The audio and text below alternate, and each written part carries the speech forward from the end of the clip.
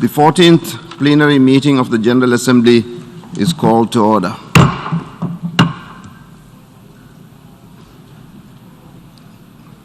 I would like to remind members of the following mitigation measures that are in place for this meeting. All delegates are required to wear a face mask covering at all times whilst in public space and in General Assembly Hall, except when directly addressing the meeting. The size of a delegation should not exceed 4 delegates in the General Assembly Hall. We shall now continue the general debate. The Assembly will hear an address by His Excellency Narendra Modi, Prime Minister of the Republic of India. May I request protocol to escort His Excellency.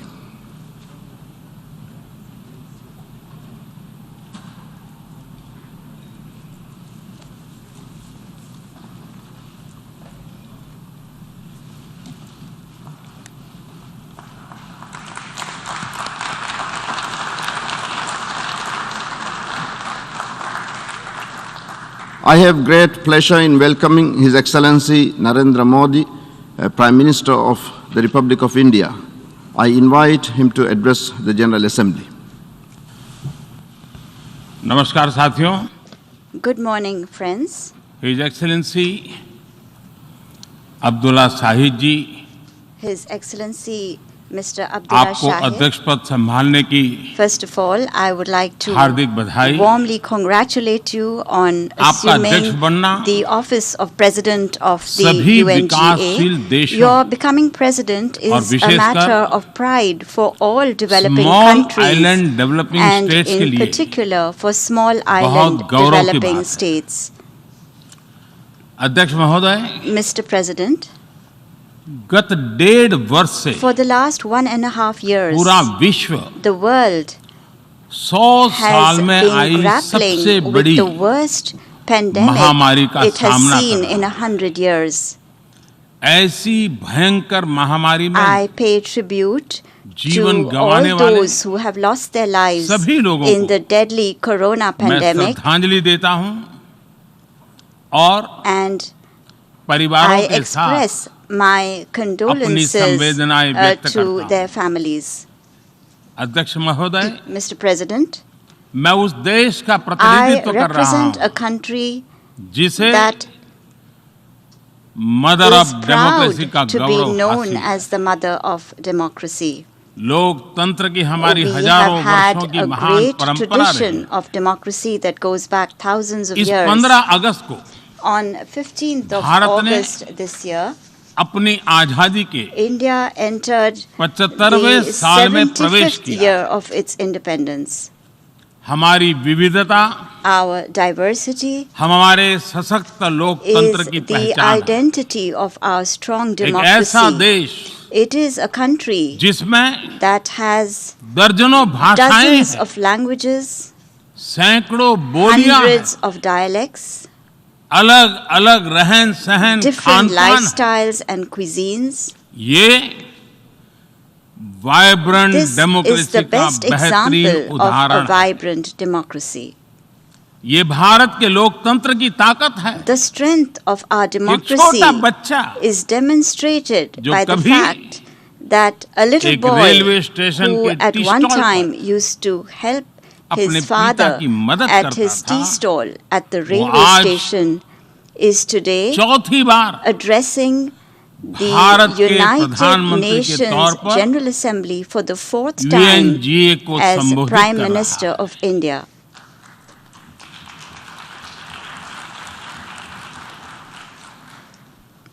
सबसे लंबे समय तक I will soon Gujarat have का spent 20 मुख्यमंत्री years serving और my फिर countrymen as पिछले head of 7 साल government. से First as the Bharat longest के serving प्रधानमंत्री Chief के Minister तौर पर of मुझे Gujarat and then Head of as Government Prime की Minister भूमिका में for the last 7 years. देशवासियों की सेवा करते हुए 20 साल हो रहे हैं और And मैं अपने I अनुभव am से कह saying रहा this हूं to you from my own Yes. experience. Yes, democracy can deliver. democracy can deliver.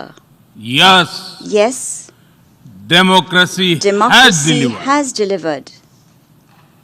अध्यक्ष महोदय, Mr. President, एकात्म मानव दर्शन के today is प्रणेता the birth anniversary Pandit of Deendayal Pandit Upadhyay ji की आज Deen जन्म Dayal Jayanti. Upadhyay, the proponent of Ekatma Manav Darshan. एकात्म मानव दर्शन यानी Ekatma Manav Darshan integral means humanism, integral humanism, अर्थात or स्व से the development समष्टि journey तक undertaken विकास together, और the विस्तार की expansion सहयात्रा। from the self to the universe, Expansion of the self, expansion of the self, moving from moving individual to from the the society, individual to society, the nation to the nation, and entire and to humanity। entire humanity. और ये चिंतन And this philosophy Antyodaya को is समर्पित है। dedicated to Antyodaya. Antyodaya को आज की परिभाषा The में modern day where definition no one of is left behind कहा Antyodaya जाता है। is where no one is left इसी भावना behind. के साथ It is with this principle आज in mind that India integrated, today is moving equitable forward on the path of development की राह पर आगे बढ़ integrated, रहा है। equitable development. Vikas Our priority is सर्वसमावेशी that हो, development should be all-inclusive, सर्वस्पर्शी हो, all-pervasive, सर्वव्यापी हो, universal, सर्वपोषक and हो। one that nurtures all. यही हमारी प्राथमिकता है। बीते 7 वर्षों में During the last 7 years, Bharat में India has 43 brought crore over से ज्यादा लोगों को 430 million people बैंकिंग who व्यवस्था were से जोड़ा previously गया है, unbanked into जो the अब banking तक system. इससे वंचित थे। आज Today, 36 over करोड़ से अधिक ऐसे लोगों को भी 360 million people बीमा सुरक्षा who कवच मिला है, earlier could not पहले even imagine इस बारे में this सोच was भी नहीं possible, now have insurance 50 coverage as crore से security ज्यादा लोगों को by giving over 500 मुफ्त इलाज million की सुविधा people देकर the facility of free Bharat ने treatment in hospitals. उन्हें quality India health has service से given them जोड़ा। access to quality health Bharat ने services 3 करोड़ by पक्के घर building बनाकर 30 million बेघर, proper homes. यानी India has made होमलेस परिवारों को homeless families होम ओनर्स बनाया। homeowners. अध्यक्ष महोदय, Mr. President, प्रदूषित पानी polluted water भारत ही नहीं is a very big पूरे problem, विश्व not just for और India, खासकर but for the entire गरीब और world, and in विकासशील देशों particular की for poor and बहुत developing बड़ी countries. समस्या है। भारत में इस चुनौती से निपटने के लिए In order to address this हम challenge 17 in करोड़ से India, अधिक घरों we तक are carrying out a very big pipe से campaign to ensure साफ that पानी piped पहुंचाने clean का बहुत water बड़ा अभियान reaches चला रहे हैं। over 170 million विश्व homes. की बड़ी-बड़ी संस्थाओं ने Reputed institutions of the ये world माना है have कि said किसी भी that देश for के the विकास के development लिए of any country, वहाँ के नागरिकों के people पास must have जमीन property rights और to घर के their home property and land. Rights यानी ओनरशिप That का is, रिकॉर्ड होना बहुत ownership जरूरी है। records are a must. दुनिया के बड़े-बड़े देशों In में the most developed बड़ी countries, संख्या में ऐसे there लोग are a हैं large number of जिनके people pass who do not have जमीनों property और घरों rights के to their land and property homes. Rights नहीं है। आज हम Today, भारत we के are using 6 लाख से drones अधिक गांवों in में India to map over drone से 600,000 villages. मैपिंग कराकर And करोड़ों by लोगों doing को so, we are giving उनके people घर there और digital जमीन का records of their digital homes record and देने में land. जुटे हैं। ये digital record These digital records property पर विवाद not only कम करने के reduce साथ ही property disputes, access to credit but will also give people bank loan तक increased access to लोगों की credit पहुंच बढ़ा रहा and है। bank loans. अध्यक्ष महोदय, Mr. President, आज विश्व का today हर छठा every व्यक्ति sixth person in the भारतीय world है। is Indian. जब भारतीयों की प्रगति होती When है Indians make progress, तो विश्व के विकास it को भी also गति gives मिलती an है। impetus to the development of the world. When India grows, When India the grows, world grows. the world grows. When India reforms, When India the reforms, world transforms. the world transforms. Bharat में हो रहे The Science और technology and आधारित technology-based innovations taking place in विश्व की India बहुत मदद कर can सकते make हैं। a big contribution to the world. हमारे टैक्स सॉल्यूशंस The का स्केल scalability of और our उनकी tech कम लागत solutions and their cost दोनों effectiveness are both अतुलनीय है। unparalleled. हमारे unified Over payment interface 3.5 billion UPI transactions are taking आज place every month Bharat in में India हर through महीने our unified payment interface 350 crore से UPI. ज्यादा ट्रांजैक्शन हो रहे हैं। भारत का vaccine delivery India's platform vaccine delivery platform, CoWIN, एक ही दिन में offers digital support करोड़ों वैक्सीन to डोज लगाने के लिए register the administration digital of support they millions रहा of vaccine doses in a अध्यक्ष single महोदय, day. Mr. President, सेवा परमो धर्मः, the India that puts into practice सेवा परमो the धर्मः को principle जीने वाला Bharat of Seva Parmo Dharma, सीमित which means संसाधनों के service is बावजूद the भी highest religion, is today vaccination putting all development efforts into vaccine और development manufacturing में and manufacturing जी जान से जुटा। despite its limited resources. मैं यूएनजीए I को would like to ये inform जानकारी देना the चाहता हूं UNGA कि भारत that ने India दुनिया has की developed पहली the world's first दुनिया की पहली the DNA world's vaccine first DNA विकसित कर ली है, vaccine, जिसे and this vaccine 12 साल can की be आयु से ज्यादा के administered to सभी लोगों anyone को above the age of लगाया जा 12. सकता है। एक और Another vaccine, mRNA vaccine an mRNA अपने vaccine, डेवलपमेंट के is आखिरी in चरण the में final stages of development. Bharat के वैज्ञानिक Indian कोरोना scientists की are एक also nasal vaccine working के निर्माण में on भी the जुटे। development of a nasal vaccine for the मानवता के प्रति coronavirus. अपने दायित्व को Deeply समझते हुए conscious of its भारत ने responsibility एक बार towards फिर mankind, India दुनिया के has जरूरतमंदों resumed को the process of vaccine providing देनी शुरू कर दी। vaccines to those who need it in the world.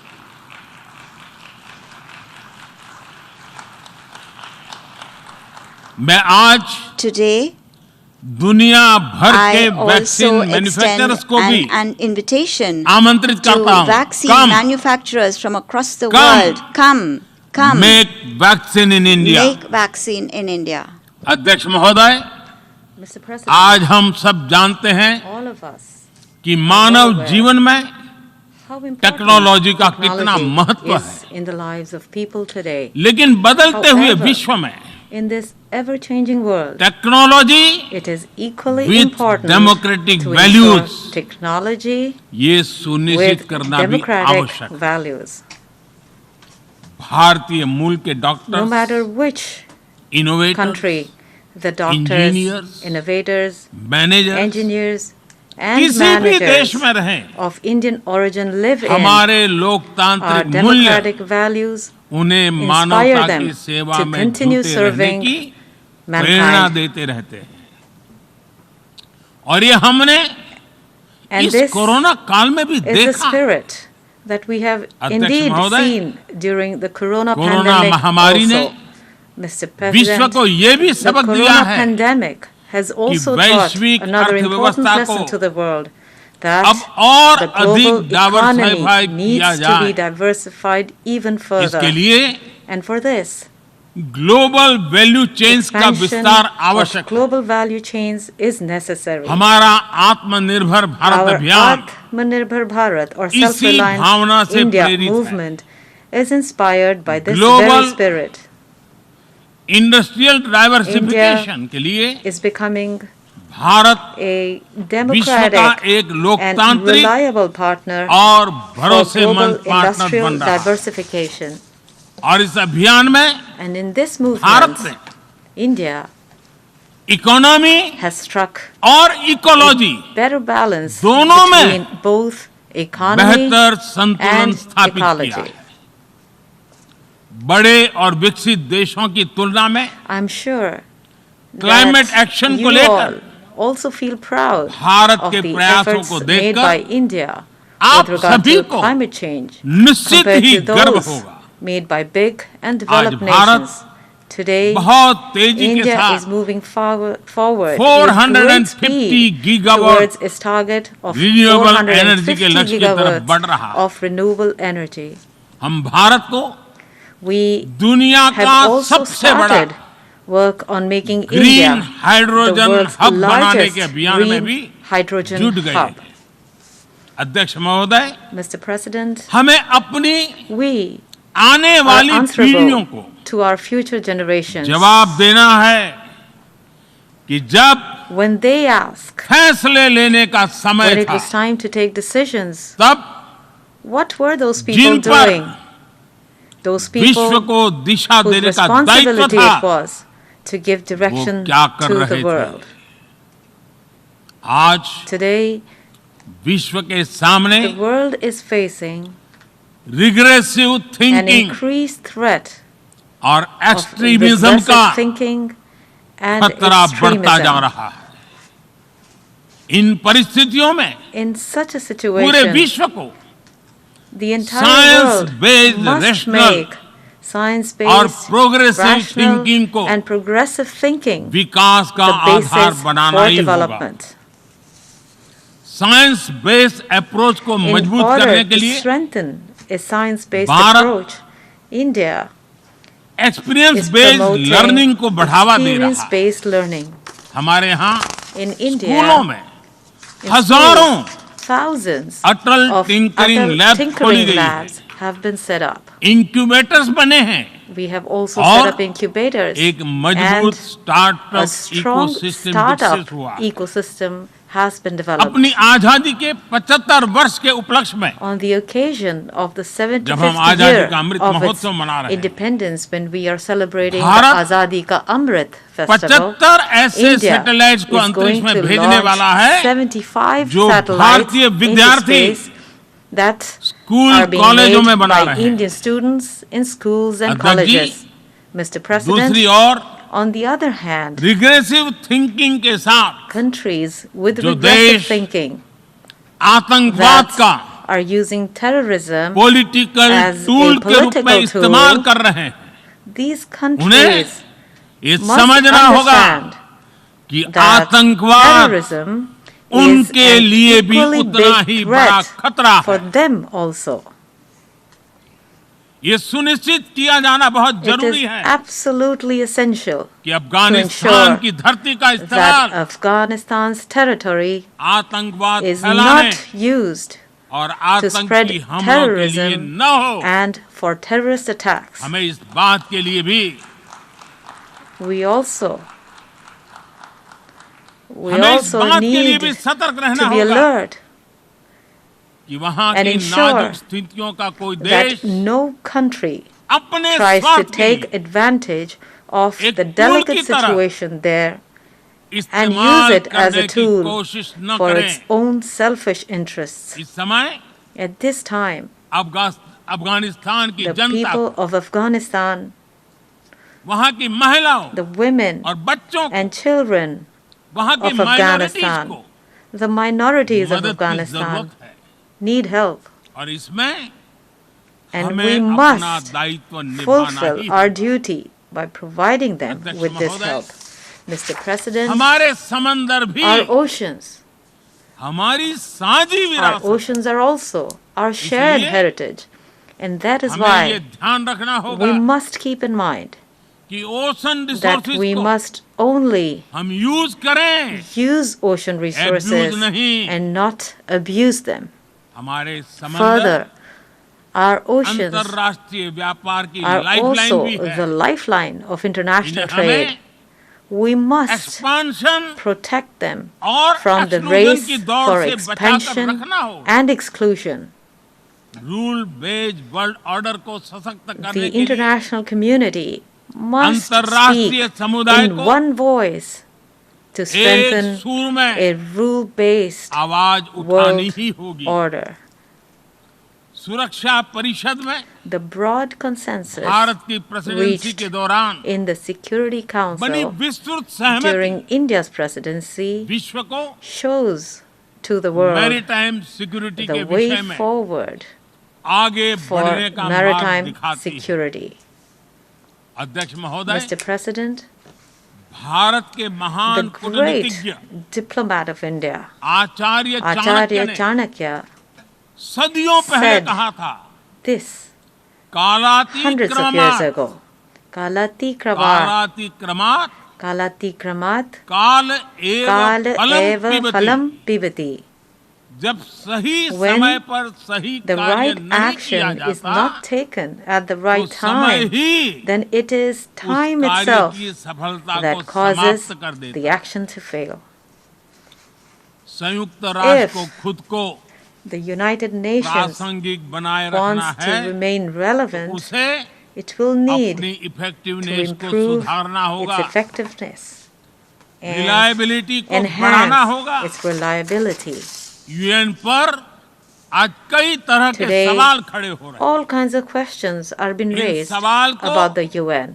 हमने We have seen Climate such crisis में questions देखा being है, raised related to Covid the के climate दौरान देखा है, crisis, and we also दुनिया saw के them कई during हिस्सों में COVID, चल रही proxy the war, proxy war going आतंकवाद, on in और many अभी parts of the world. Afghanistan के Terrorism संकट ने and the recent in Afghan सवालों crisis को और have गहरा further कर दिया। highlighted the seriousness of these questions. Covid के ओरिजिन के संदर्भ With में regard to the origin और of COVID, ease or of doing business ranking regarding the ease of doing business ranking, वैश्विक गवर्नेंस से जुड़ी संस्थाओं institutions ने of global governance दशकों के परिश्रम से have बनी अपनी damaged विश्वसनीयता the को credibility they नुकसान had पहुंचाया built, है। which was a result of ये आवश्यक decades है of hard work. कि हम It is essential यूएन को that global we order, constantly strengthen the global UN law, in order to और safeguard ग्लोबल global वैल्यूज के order, संरक्षण के लिए global laws निरंतर सुदृढ़ and करें। global values. मैं नोबेल पुरस्कार विजेता I would like to Gurudev end my address Rabindranath with the Tagore ji words के of the Nobel शब्दों के laureate साथ Gurudev अपनी बात Rabindranath समाप्त कर रहा हूं। Tagore. शुभो कर्मपोथे, Kormopothe, शुभो Shubho Kormopothe, Kormopothe, धोरो निर्भयोगान, Dhoro Nirbhayogan, शोभ दुर्बल Shob Shonyosh, Durbol, Shonyosh, Hok Aboshan, Aboshan, अर्थात which means अपने शुभ कर्म पथ पर boldly proceed निर्भीक होकर on आगे your बढ़ो। path of good deeds. सभी दुर्बलताएं May you और overcome शंकाएं all समाप्त हो। weaknesses and doubts. ये संदेश आज के संदर्भ में In the context of the current संयुक्त times, राष्ट्र के लिए this जितना message is प्रासंगिक as है, relevant उतना to he every responsible her nation जिम्मेदार as it देश के is लिए भी to the United Nations. उतना ही प्रासंगिक। मुझे विश्वास है I'm confident हम सबका प्रयास that our efforts विश्व में will enhance शांति और peace सौहार्द and बढ़ाएगा, harmony in the world विश्व को and will स्वस्थ, make the world सुरक्षित और healthy, समृद्ध बनाएगा। safe, and इन्हीं prosperous. शुभकामनाओं के With साथ these good wishes, बहुत बहुत I धन्यवाद। thank you all. नमस्कार। Namaskar.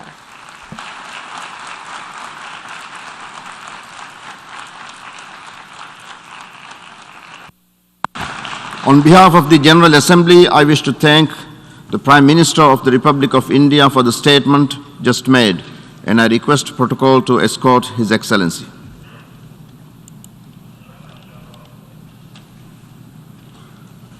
I now give the floor to the distinguished representative of St. Lucia to introduce an address by the head of government.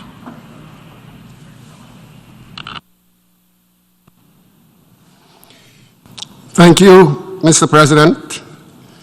Excellencies, I have the distinct honor and privilege to introduce the pre-recorded statement by His Excellency, the Honorable Philip J. Pierre, Prime Minister and Minister for Finance, Economic Development, and the Youth Economy of St. Lucia.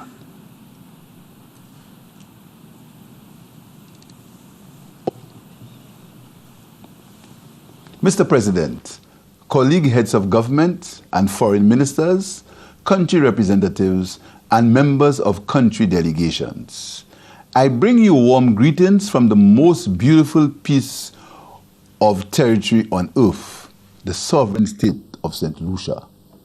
Mr. President, I'm honored to address this body for the first time as the Prime Minister of St. Lucia. It was my privilege to lead my party in the general elections less than 2 months ago, and to have witnessed the people of my country continue to uphold and nurture the deep democratic traditions of our Caribbean by giving my party an overwhelming mandate to govern St. Lucia for the next 5 years. I wish to pledge to the international community that under my leadership, St. Lucia's intention to uphold the highest traditions of universal brotherhood, the pursuit of mutually beneficial goals, respect for all peoples and cultures, and the recognition and respect of the sovereignty of all member states of the United Nations. Mr. President, permit me to join other colleagues in extending congratulations to you on your elevation to the presidency of this vital and crucial catalyst of global development, the United Nations General Assembly. It is our sincere hope and our profound expectation that your tenure will be marked by thoughtful and tangible action given the global challenges that confront us as UN member states, and given that our very lives and continued existence as peoples and as a planet are directly threatened by the issues now confronting us. St. Lucia joined the United Nations in 1979. We have always prided ourselves on our principled positions in matters of foreign policy. If there were any recent doubts about St. Lucia's adherence to these basic principles, I am here to reassure you that St. Lucia subscribes fully to and stands firmly on the principles of non-interference in the internal politics of nations. In pursuit of our sustainable development goals, we shall be, in the words of Barbados' independence pioneer and late Prime Minister, the Right Honorable Errol Walton Barrow, friends of all but satellites of none. We shall, as much as possible, engage in foreign policy coordination with our CARICOM and OECS partners, and our relationship shall continue to be based on mutual respect. St. Lucia will not sacrifice these principles on the altar of convenience, short-term and temporary alliances with great powers whose shifting global stances may or may not coincide with St. Lucia's permanent existence on being a mutually respected regional developmental partner. Mr. President, I must confess that our excitement at the opportunity to sensitize the global community to St. Lucia's perspective on the issues before this respected body has been tempered by the frustrating realization that if I may borrow an idiom from one of my fellow CARICOM member states, we are spinning top in mud or we are going around in circles. I say this, Mr. President, because in pursuing the contribution delivered to this body by St. Lucia in 2015, I was struck by the similarity of the concerns raised then to the concerns confronting us today. In 2021, Mr. President, the dates, the names, and the faces have changed, but the issues remain the same. It is not my intention to question the modus operandi of this honorable institution, because the evidence confirming the good work of the United Nations is undeniable. However, Mr. President, St. Lucia cannot pretend to be unconcerned by the fact that small island developing states since, like St. Lucia, continue to suffer from a number of challenges arising out of our smallness, our island existence, our vulnerability to natural disasters, and climate change. However, while we struggle to formulate solutions for these ills, we have been confronted with a novel coronavirus, COVID-19. While its novelty and evolving character is baffling, COVID-19 has enlarged and worsened the issues confronting SIDS. In this sense, Mr. President, we are now being inundated by the new while still being overwhelmed by the old. Mr. President, we continue to contend with the near impossible balancing act of preserving lives and livelihoods. The insidious nature of the virus has allowed it to sneak across even the most heavily patrolled borders, and St. Lucia has experienced waves of highs and lows in managing this pandemic. In that regard, we extend our deepest gratitude to international institutions such as the COVAX facility and our many bilateral partners such as India and the United States of America for their commitment in ensuring that we in St. Lucia and by extension the Caribbean region will not further disadvantaged by our inability to access vaccines. Mr. President, as we battle this pandemic, there is another global threat that runs parallel to it by the name of misinformation. The governor of St. Lucia has embarked upon a robust education program to encourage our population to get vaccinated, as realistically, this is the only way to reduce, eliminate, and eradicate the risk and restrictions caused by this pandemic and permit us to rebuild our economies and societies stronger. However, we have witnessed in dismay the politics at play, even in the midst of this pandemic, as various countries create their lists of recognized and unrecognized vaccines, with certain privileges awarded to global citizens who have opted for certain branded vaccines over others. We have witnessed vaccine apartheid in various forms, and not only in terms of production and distribution. Some countries which have stockpiled vaccines are now in the middle of debates about third doses and boosters, while other countries watch helplessly as COVID-19 related deaths continue to rise for want of a jab. Mr. President, in St. Lucia, we recognize all vaccines that are endorsed and administered by our country's respective government, as we have entrusted sovereign states with the responsibility of following the science. In this regard, we call for the standardization of vaccine privileges across the global community as it relates to quarantine, isolation, and other related requirements. St. Lucia, like many other countries, is grappling with a decline in investment, trade, remittances, and a growing debt burdens. There is an urgent need to accelerate global momentum towards the ambitious targets across various international agreements and developmental agendas. A common thread across these instruments is the need to address the unique and vulnerabilities and special circumstances of SIDS. St. Lucia and all SIDS continue to face huge spending needs to finance the immediate health responses that are well beyond our capacities. Such a shift in focus will reverse achievements in sustainable development goals, implementation, and in building climate resilience. Therefore, St. Lucia stands in solidarity with all SIDS in calling for an abolition of current classical economics criteria for accessing concessional development finance. These indicators erroneously paint a picture of national prosperity that lies in stark contrast to existing realities. Mr. President, St. Lucia is calling for the adoption of a global vulnerability index by international institutions. This index should include variables such as vulnerability to adverse weather systems and natural disasters, historical disadvantages arising out of plunder, colonization, and exploitation, and the vagaries of the economic activities which such states depend on for survival.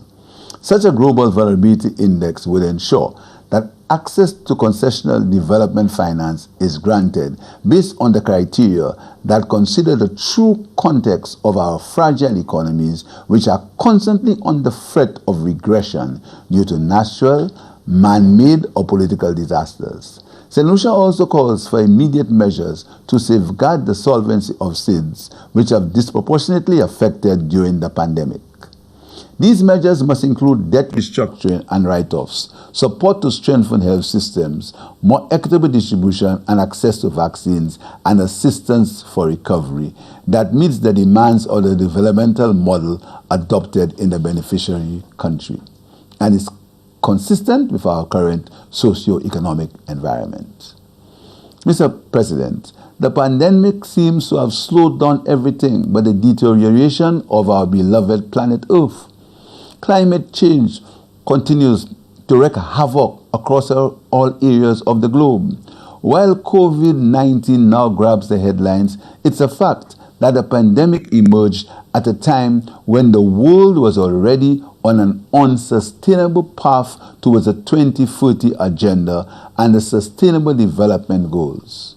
With less than a decade left to achieve the 2030 agenda, the UN's decade of delivery requires urgent and adequate solutions towards salvaging our global living quarters. The resilience we need and the adaptations required system-wide to respond to COVID are directly relevant to the resilience and adaptation required for climate change. It can be argued that the COVID-19 pandemic and the climate change challenge confronts us with an intermeshed problem of symptom as cause and cause as symptom. It provides us a harsh and timely reminder that human health and planetary health are linked. Sadly, Mr. President, the cost of meeting these challenges and undertaking the resilience activities, whether it be for health or climate, is way beyond the financial reach of our small islands. We therefore appeal to all, especially those most able financially, to contribute towards our recovery efforts and to pay their commitments to the adaptation and mitigation funds so that SIDS can benefit. On the eve of COP26, we encourage the larger economies, the often major contributors to greenhouse gases, to honor their financial pledges. This will allow us, the smaller vulnerable economies whose contributions to greenhouse gases are often negligible, the fiscal room to build climate resilient societies. Mr. President, as we maneuver the turmoil of these unprecedented times, the young people must be brought into the mainstream of national development. Too often, the youth are placed on the back burner when things get rough and the belt used for economic tightening is strung around their very necks. Such an approach fails to consider the immense energy, enthusiasm, and creativity which young people bring to the developmental table. It is for this reason St. Lucia has prioritized the implementation of the youth economy as the new frontier of our economic development, formalized in a new government department under the purview of the Prime Minister, with the mandate of propelling our young people to turn their talents, skills, and hobbies into economic enterprises for their own empowerment. We see our young people as a resource to be molded and optimized, not as problems to be managed or solved. We believe that a country must consider the aspirations of its young citizens and turn them into concrete and practical assets, purposes, and goals. Mr. President, we are committed to improving the lives of our young people, especially the most vulnerable, and we are working with all citizens to assist them in transforming their lives and to make viable contributions to the economy.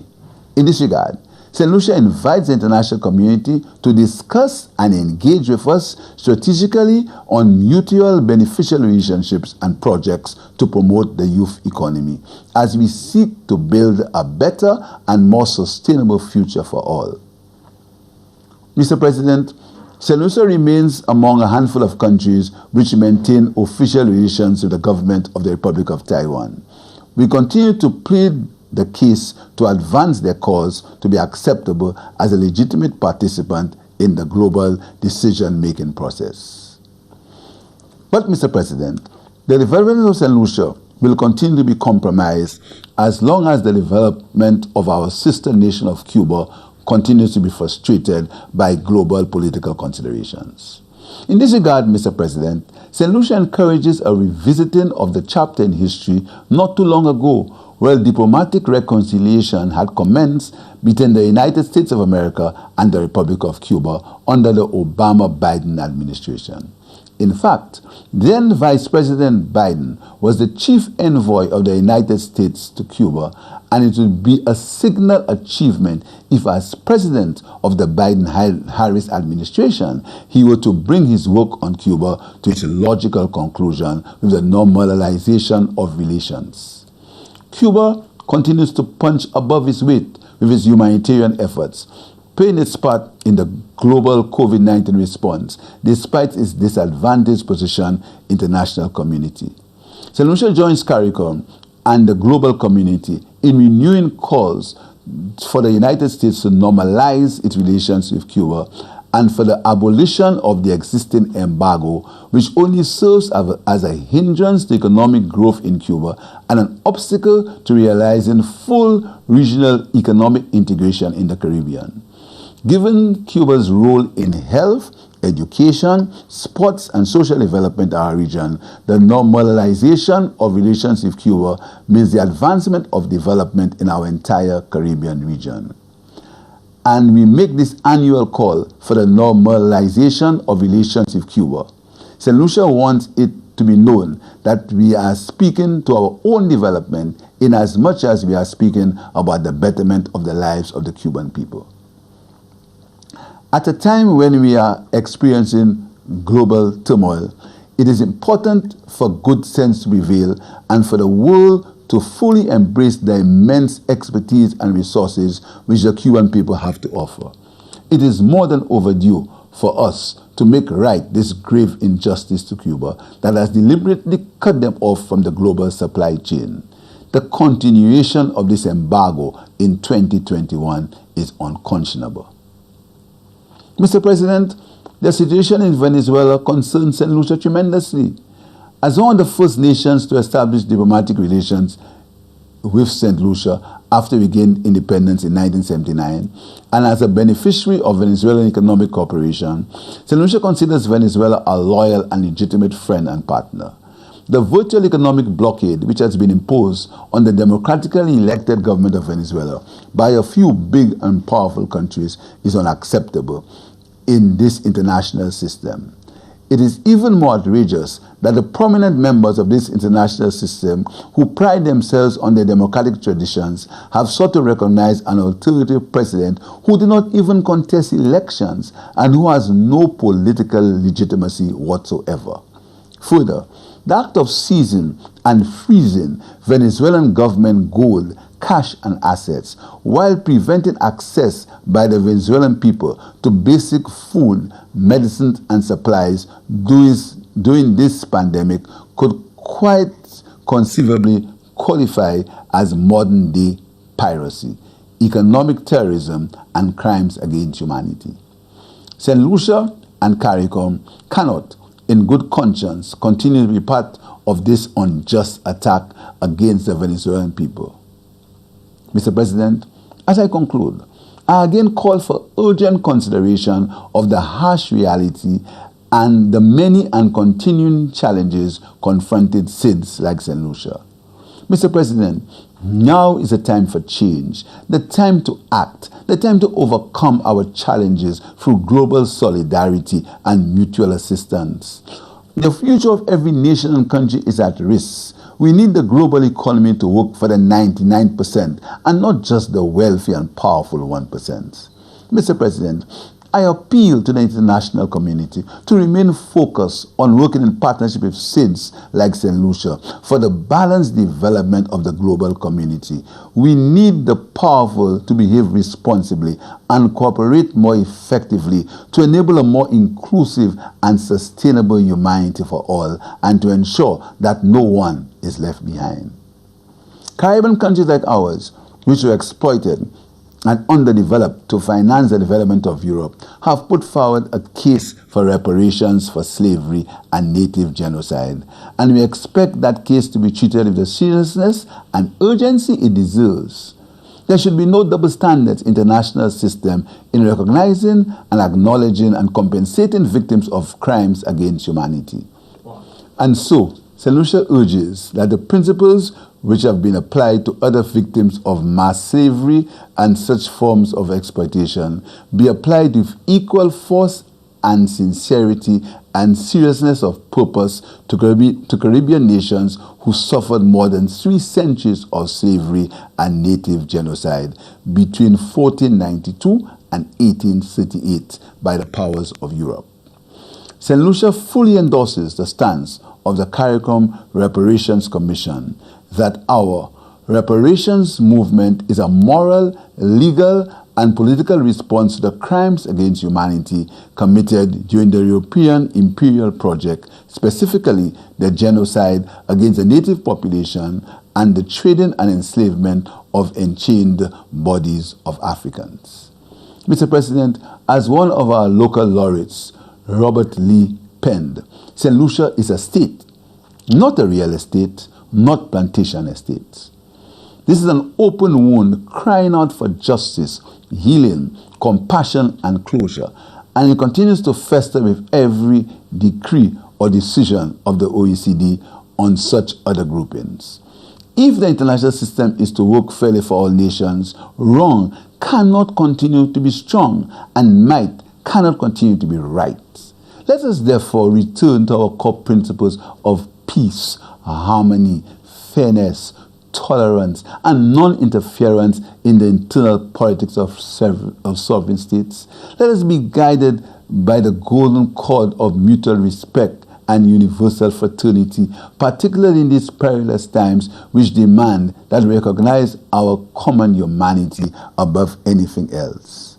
Mr. President, I continue to believe in dialogue, inclusion, fairness, and a common humanity. St. Lucia is confident in the leadership of this august body, and St. Lucia is assured that under our joint effort, we can transform the words of the theme of our meeting into one lived reality, and we will successfully build resilience through hope to recover from COVID-19. We will rebuild sustainably by responding appropriately to the needs of the planet. We will respect the rights of all peoples, and we will revitalize the United Nations so that it can reflect the highest, most noble principles upon which it was founded. Mr. President, I end with a verse from Love After Love by Nobel laureate and St. Lucian's son, Sir Derek Walcott. The time will come when, with elation, you will greet yourself arriving at your own door, in your own mirror, and each will smile at the other's welcome. We work towards this goal. I thank you.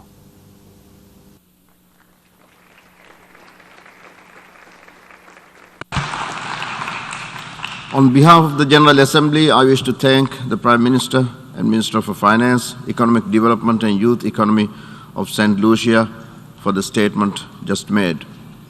I now give the floor to the distinguished representative of Andorra to introduce an address by the head of government. Merci, Monsieur le Président. J'ai l'honneur de présenter le message préenregistré de Son Excellence Monsieur Javier Espot Zamora, chef du gouvernement de la Principauté d'Andorre.